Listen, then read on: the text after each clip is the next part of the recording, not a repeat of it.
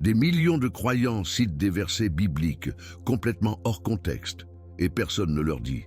Ce ne sont pas des versets d'une partie obscure des Écritures, non, ce sont ceux qui sont imprimés sur des tasses à café, criés dans des sermons et postés avec confiance sur Internet. Mais voici la vérité que la plupart des gens manquent. De nombreux versets les plus populaires de la Bible ne signifient pas ce que vous pensez dire. En fait, les mal comprises pourraient affaiblir votre foi sans même vous en réaliser. Avez-vous déjà prié une promesse des Écritures et vous avez eu l'impression que Dieu n'avait pas répondu? Vous êtes-vous déjà accroché à un verset en vous attendant à une percée pour se sentir abandonné ou confus? Vous n'êtes pas seul.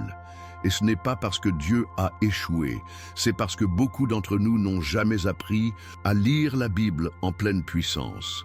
Jésus-Christ n'a jamais voulu que ses paroles soient utilisées comme des biscuits de fortune. Et lorsque nous isolons ses promesses sans comprendre son objectif, nous perdons la force même que ces versets étaient censés donner. Aujourd'hui, nous allons découvrir 5 versets que vous avez probablement mal compris toute votre vie. Et je promets, une fois que vous comprenez le vrai sens derrière eux, votre relation avec Dieu ne sera plus jamais la même.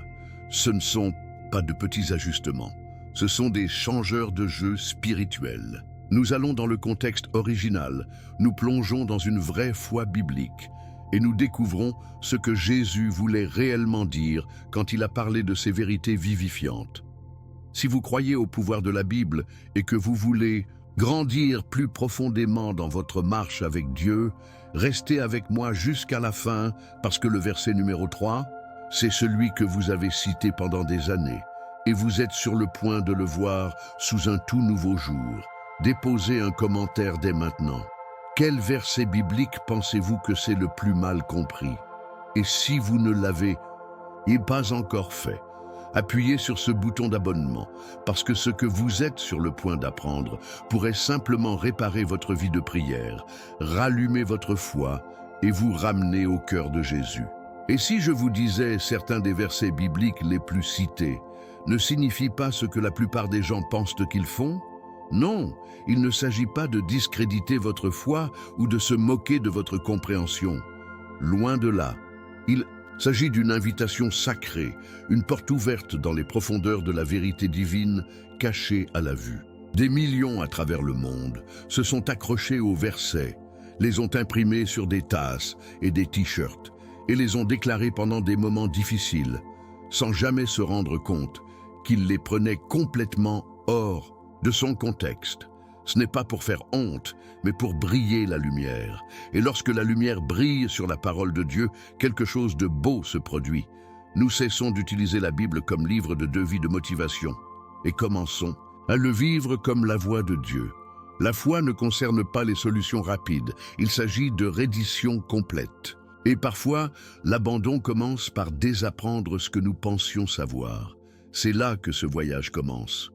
Voir au fil du temps, les Écritures ont été transmises, prêchées, tweetées et même criées sur les toits, mais rarement une pause. Les versets qui faisaient autrefois partie d'une conversation plus grande et plus riche avec Dieu ont été coupés de leurs racines et se sont transformés en slogans. Et quand nous faisons cela, nous privons la Bible de toute sa puissance. Jésus-Christ n'est pas venu pour remettre un confort rapide. Il est venu révéler le Père pour nous appeler dans un nouveau mode de vie, nous confronter, nous réconforter et finalement nous sauver. Mais si nous n'entendons qu'une partie de ce qu'il dit, nous manquons la pleine gloire de ce que Dieu veut enseigner. Donc, aujourd'hui, il ne s'agit pas de jugement, il s'agit d'éveil. L'objectif est simple, de ne pas simplement citer la Bible, mais de le consommer, de le vivre et de le comprendre comme il devait être compris. Il y a quelque chose de profondément sacré à retourner à la source. Imaginez lire une lettre de quelqu'un que vous aimez, mais en parlant uniquement une phrase ou deux et en supposant que vous avez reçu tout le message. C'est ce qui se passe lorsque nous lisons des versets bibliques sans les versets avant et après. Le contexte est le pont entre la confusion et la clarté. C'est là que le Saint-Esprit parle souvent le plus fort, au milieu de l'histoire, pas l'extrait instagrammable. L'ennemi n'a pas besoin de retirer la Bible de votre vie pour vous tromper. Il a juste besoin de vous pour le lire sans comprendre. Et c'est pourquoi cela compte, parce que la foi enracinée dans les malentendus devient finalement fragile. Mais lorsqu'il est enraciné dans la vérité, il devient inébranlable. Dieu n'a jamais destiné à ce que sa parole soit édulcorée en phrases de confort. Chaque ligne, chaque verset, chaque chapitre porte le poids de l'éternité. La Bible n'a jamais été censée être lue passivement. Il devait être étudié, lutté avec et obéi. Jésus a souvent contesté les chefs religieux, non pas parce qu'ils n'ont pas lu les Écritures, mais parce qu'ils ont raté son cœur. Et si même les experts de son temps pouvaient se tromper, combien avons-nous plus besoin des conseils du Saint-Esprit aujourd'hui? Donc, lorsque nous déballons ces 5 versets, nous préparons à être mis au défi, peut-être même inconfortable, mais surtout transformés. Parce que lorsque vous comprenez vraiment la parole, vous commencez à vivre comme quelqu'un qui connaît personnellement la voix de Dieu. C'est votre invitation à redécouvrir 5 versets que vous pensiez probablement que vous connaissiez. Certains d'entre eux vous ont été répétés depuis l'enfance. Certains pourraient même être vos favoris, mais après aujourd'hui, vous ne les lisez plus jamais de la même manière. Non pas parce qu'ils ont tort, mais parce qu'ils sont plus profonds que vous ne l'imaginiez. Alors prenez votre Bible, ouvrez votre cœur et penchez-vous dans ce moment. Les versets que vous êtes sur le point d'entendre portent des vérités puissantes, mais seulement si vous êtes prêt à regarder au-delà de la surface. Êtes-vous prêt à passer le mot avec de nouveaux yeux? Bon, parce que le verset numéro 1 va retourner votre compréhension à l'envers. « Car je connais les plans que j'ai pour vous, déclare le Seigneur. » Si vous êtes dans l'Église depuis un certain temps, il y a de fortes chances que vous ayez entendu ce verset dans un sermon, l'avez vu sur une carte de remise des diplômes, ou peut-être même l'utiliser comme un discours d'encouragement pendant une saison difficile. Et honnêtement, qui ne voudrait pas croire que Dieu a un plan parfait, fait sur mesure pour apporter des bénédictions et une percée? Mais voici le truc.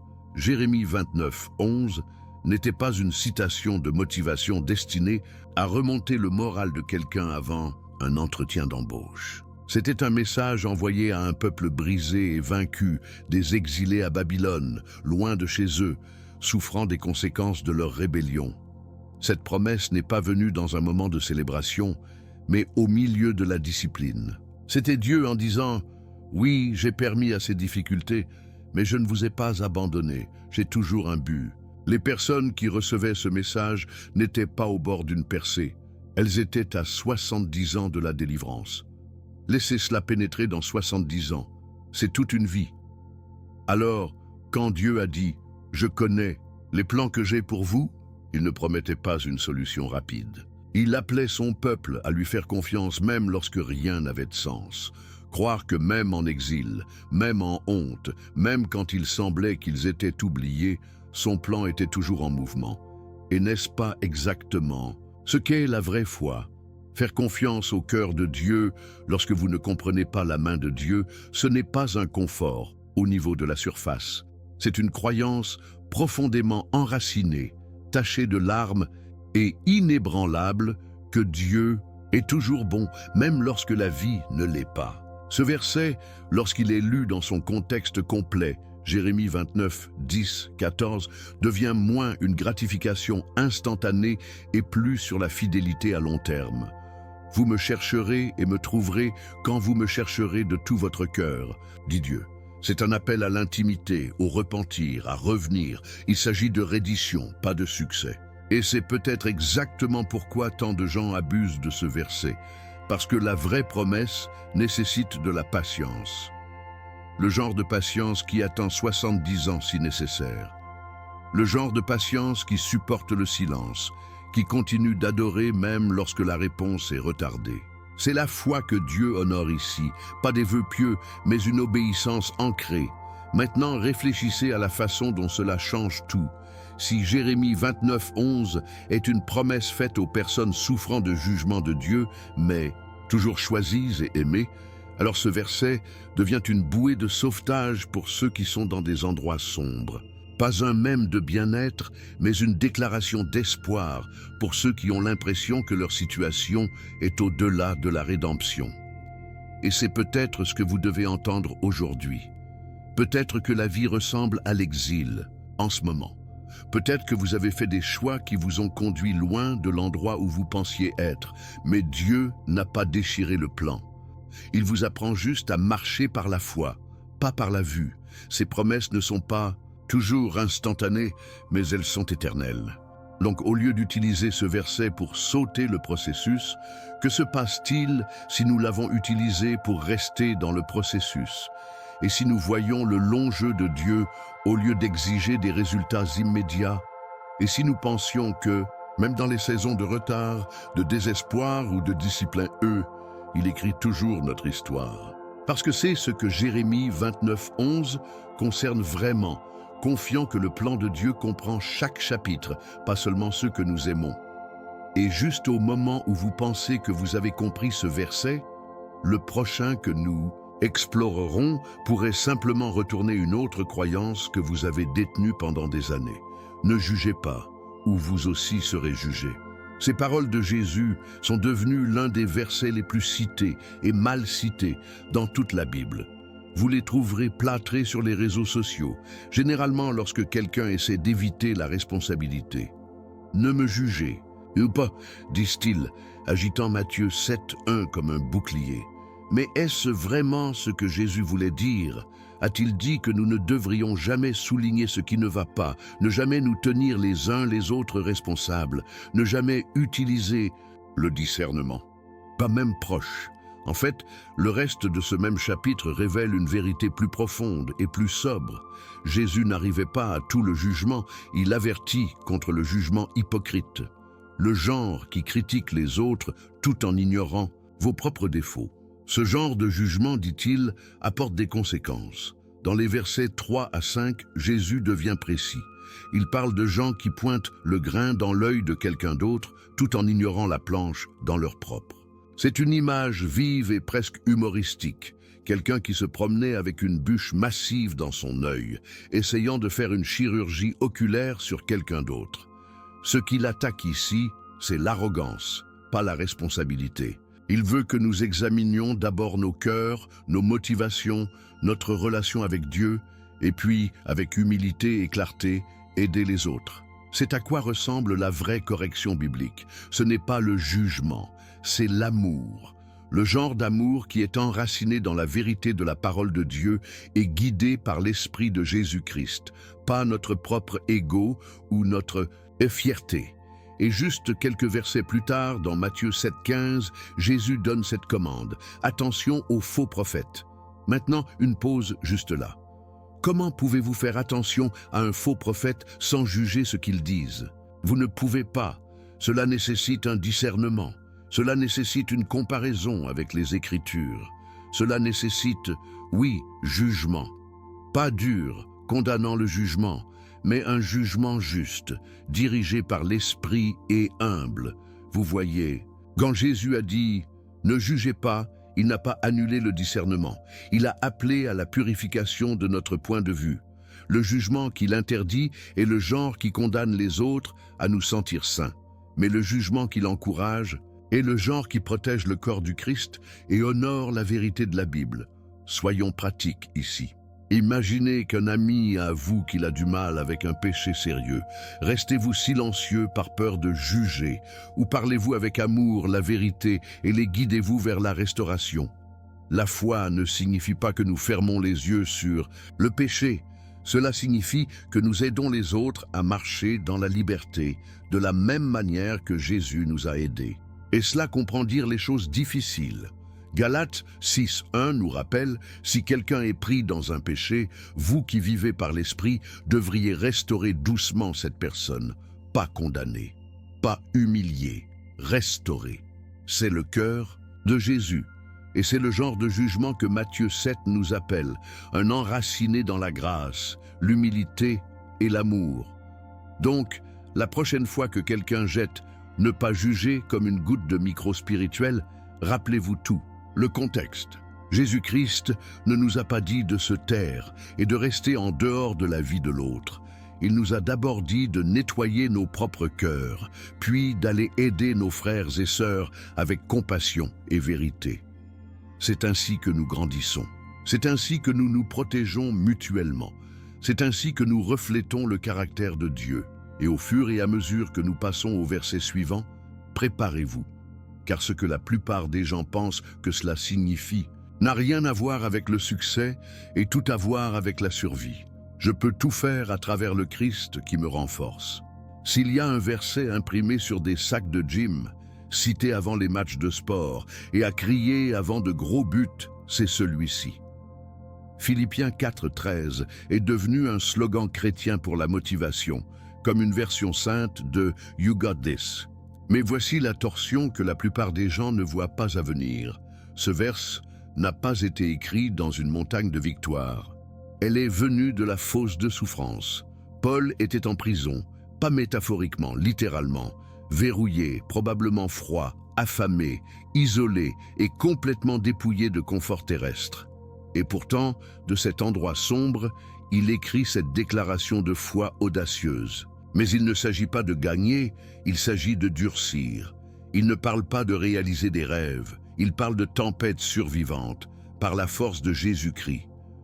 Quand Paul dit « Je peux tout faire », il ne se fait pas pour une promotion ou une médaille d'or. Il réfléchit à ce qu'il vient de dire dans les versets 11 et 12, qu'il a appris le secret d'être content, qu'il ait beaucoup ou peu, qu'il soit bien nourri ou affamé. Le secret ? Jésus. Pas l'idée de Jésus, pas un sermon du dimanche sur Jésus, mais une force réelle et tangible qui vient de la relation avec le Christ vivant. C'est ce qui l'a transporté. C'est ce qui a maintenu sa foi en vie derrière les murs de la prison. Ce n'était pas un vœu pieux, c'était l'espoir ancré. Et ce genre de foi ne vient pas seulement de la citation des Écritures.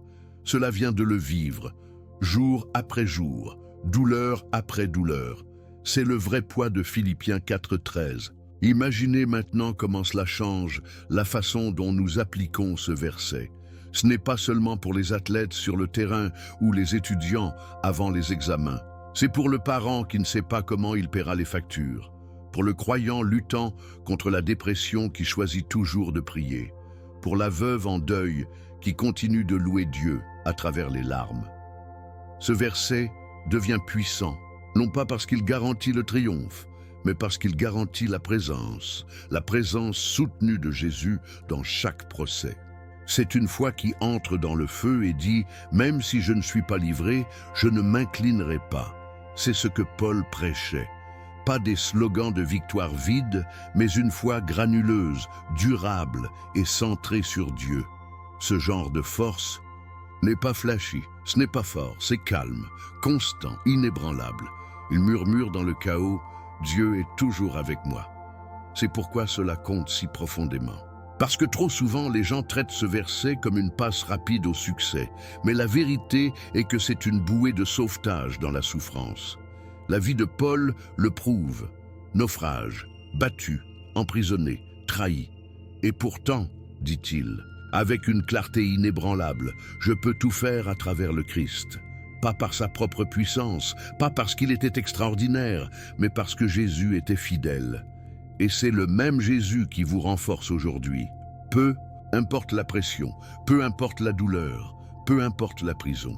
Donc, au lieu d'utiliser ce verset pour épuiser votre prochain grand mouvement, que se passe-t-il si vous l'avez utilisé pour tenir le coup pendant votre moment le plus bas?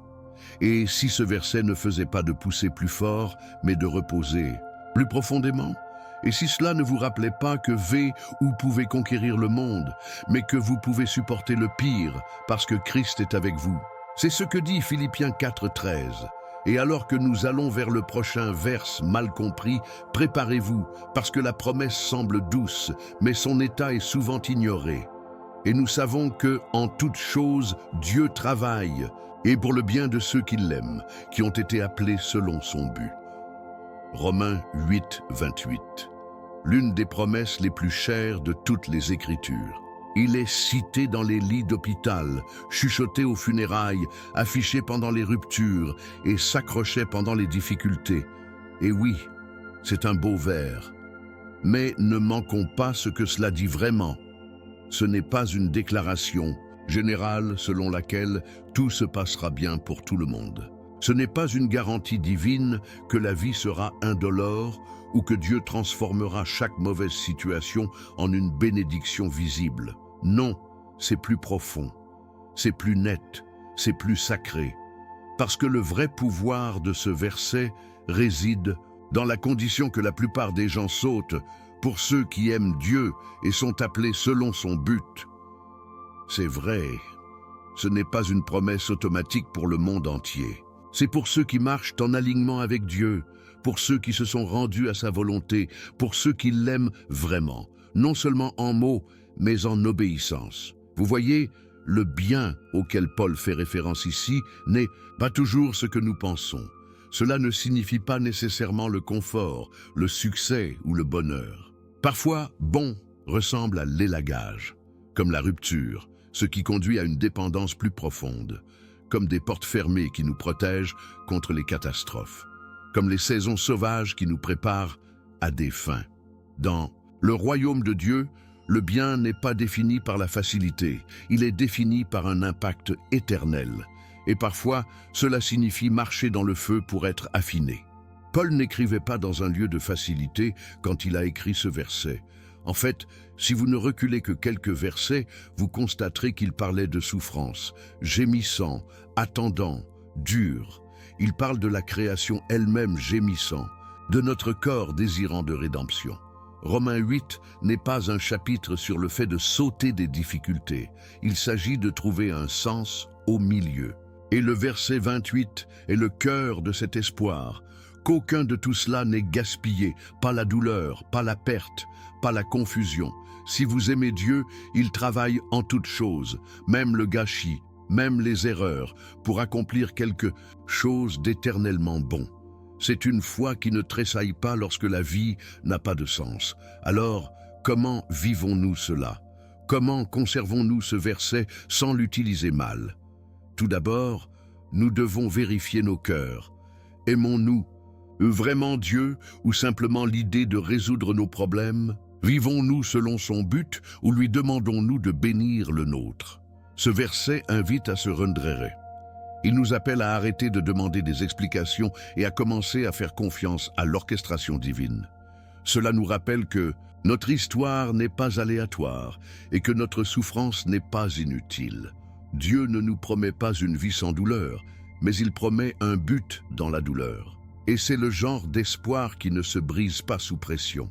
C'est le genre de foi qui grandit même dans l'obscurité. Donc, la prochaine fois que vous entendez quelqu'un dire « Ne vous inquiétez pas, tout fonctionnera », Romains 8, 28, une pause et regardez plus profondément. Demandez-vous « Est-ce que j'adore Dieu à travers cela? Suis-je aligné avec sa vocation ?» Parce que lorsque vous l'êtes, ce verset devient plus que réconfort, il devient clarté, un objectif pour voir votre vie non pas comme une série d'événements aléatoires, mais comme un chef-d'œuvre divin toujours en cours.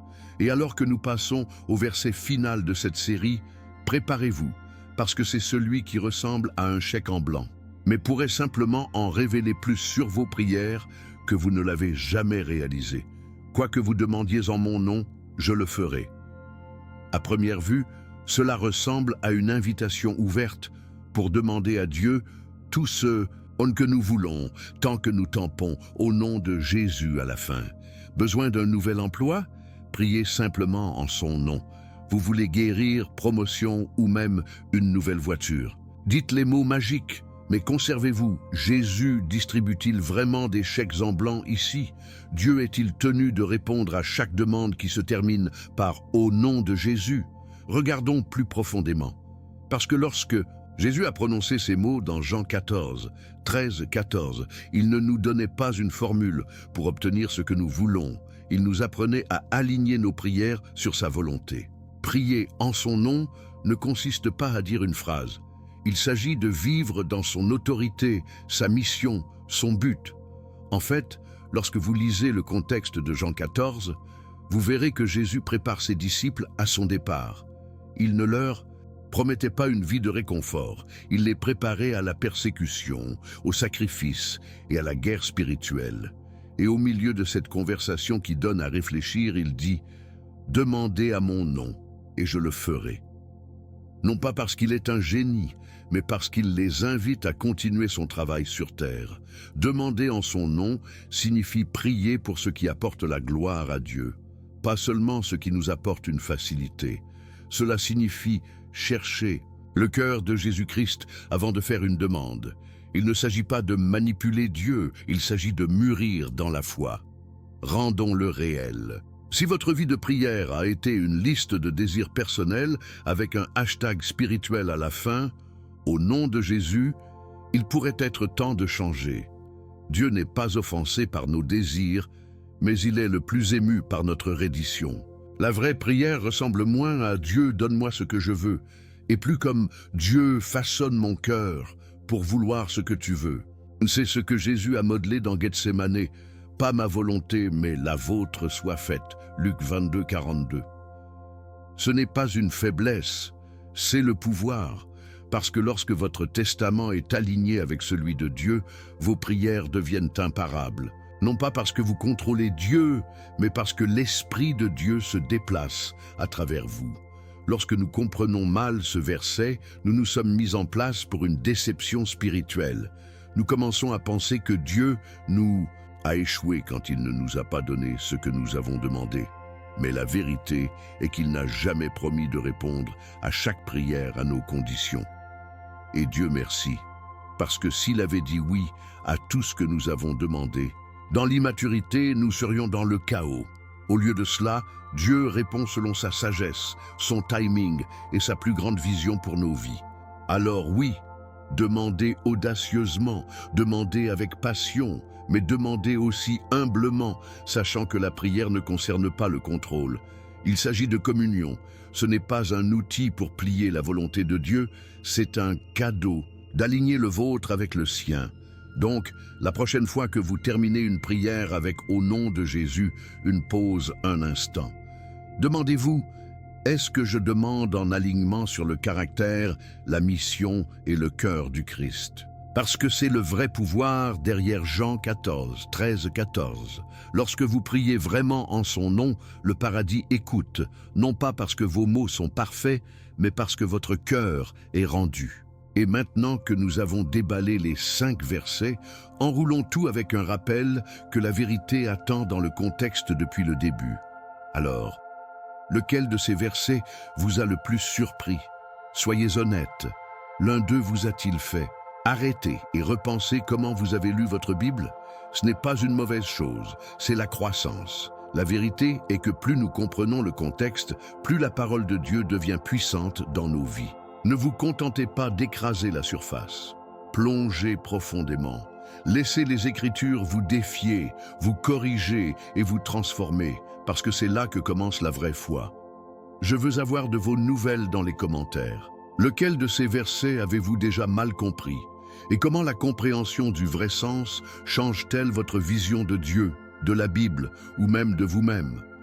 Votre histoire pourrait encourager quelqu'un d'autre en ce moment. Alors ne vous retenez pas. Construisons une communauté où les gens grandissent en vérité et marchons ensemble dans la force de Jésus-Christ. Si cette vidéo vous a aidé à voir la Bible d'une manière nouvelle, assurez-vous de vous abonner et d'activer les notifications, car nous avons un contenu plus puissant et révélateur à venir. Et croyez-moi, vous ne voulez pas manquer les prochaines vidéos. Nous plongeons dans les mythes bibliques les plus dangereux que les gens croient toujours. Et vous pourriez être choqués d'apprendre combien d'entre eux sont assis dans votre banc d'église. Merci d'avoir regardé. Dieu vous bénisse et je vous verrai dans le prochain.